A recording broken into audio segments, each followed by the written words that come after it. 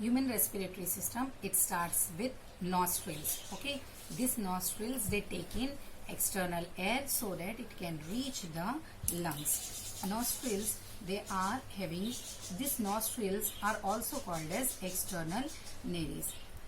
Nostril leads to a chamber or cavity like region inside our nose. That region is called as nasal cavity. We know that our nasal cavity is divided into two halves. Okay, these two halves are made because of a cartilaginous region which is called as mesenteroid cartilage. It divides the whole nasal cavity into two parts. Okay, now nasal cavity is having three important regions. The first part, or a part which is very near to external nares, is called as vestibular region. The second part is called as respiratory region, and third part is called as sensory region. First part, that is vestibular region. First part is called as, I am repeating again, first part is called as vestibule or vestibular region. This vestibular region is having a small hair-like structure so that dust particle or any foreign particle, any unwanted particle should not enter into your respiratory system. Okay, so it cleans or filters the air so that the clean air can enter into our respiratory tract. The second part is called as respiratory part or respiratory region. This respiratory part makes the air humid and moisten the air so that it can easily enter, easily flow inside the respiratory system. The third part, which is very important part of our nose, is called as olfactory region, or you can say sensory region. This sensory part help you to sense the smell. This nasal cavity ends with the opening, again opening like external nares. These openings are called as internal nares. Internal nares leads to pharynx. Pharynx is a common pathway for your digestive system and your respiratory system. Pharynx is also having three important parts. First part of your pharynx is called as nasopharynx. Nasopharynx is a part which is just in front of, it is present in front of your nasal cavity, or you can say it is present just after your internal nares. Okay, next part is called as oropharynx.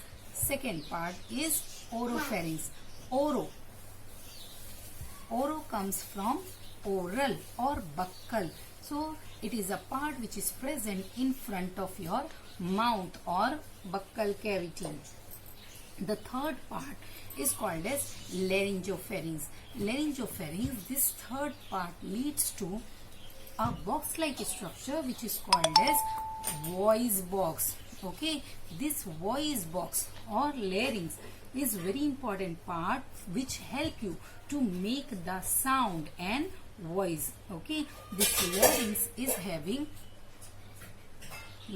having cords, and these cords, they move when you exhale the air. Okay, so when you exhale the air, this cords moves and it makes the sound. Larynx leads to our next region, a pipe-like region which is 10 to 12 centimeter long. It is called as trachea. In simple words, we can say windpipe. Okay, now this trachea, because it is a pipe-like region, it is supported by C-shaped ringed structures. These C-shaped rings are made up of cartilage. They won't allow the trachea to move here and there. They prevent the collapse of trachea. Okay, it keeps, in simple words you can say, it keeps the trachea on its original position. After trachea, we have next part which is called as bronchi.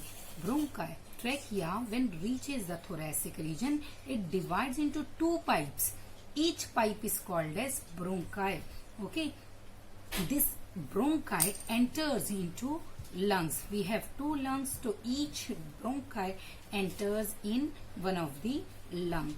After entering inside the lung, bronchi divides further into small capillary-like structures. Okay, so first primary division, then secondary division, then tertiary division leads to formation of very small, very minute, very delicate bronchioles. Okay, and these bronchioles ends into balloon-like structure which are called as alveoli. Alveoli are nothing but balloon-like small pouches. When air enters inside these pouches, it inflates. Okay, and it because of that inflation ये फूल जाता है. Because of that inflation you are able to keep the air inside your lungs for some time. Okay, last part of your respiratory system is this region which is called as diaphragm. Diaphragm is nothing but a septum or membrane which divides your thoracic cavity from your abdominal cavity. It keeps the two cavities separate. Okay, diaphragm play very important role in the process of breathing. Now once again I'm repeating the whole respiratory system. It starts with external nares. External nares leads to nasal cavity. Nasal cavity is having three parts. First part is vestibule, second is respiratory part, third is sensory part. Nasal cavity leads to pharynx. Pharynx is having three parts: nasopharynx, oropharynx, laryngopharynx, which leads to a box-like structure which is called as larynx. This is muscular box-like structure. Internally it is having cords. These cords help us to make the voice and sound. Okay, so collective movement of these cords, tongue, buccal cavity, or you can say mouth part, leads to formation of sound. Okay, this larynx continues inside. When it continues inside, it forms a pipe-like structure, and that pipe-like structure is called as windpipe or trachea. To avoid the collapsing of trachea, it is provided with the C-shaped ringed structure, and these rings are made up of cartilage. Now, trachea, when reaches the thoracic or chest region, it divides into two halves. Each half is called as bronchi. These bronchi, they enter into each lungs. Bronchi inside the lung, it divides, redivide and redivide to make very small, very minute, delicate structures, delicate tube-like structures which are called as bronchioles. Each bronchiole ends into a balloon-shaped structure, very elastic, having space so that it can keep the air inside. That structure is called as alveoli. Okay, so these alveoli, they are the main structure which keeps the air inside, and these lungs, they are full of this alveoli. Around 700 millions of alveoli are present inside our lungs. Our respiratory system ends with a septum, and this septum is called as diaphragm. This muscular region or this muscular membrane, it divides your chest cavity with your abdominal cavity.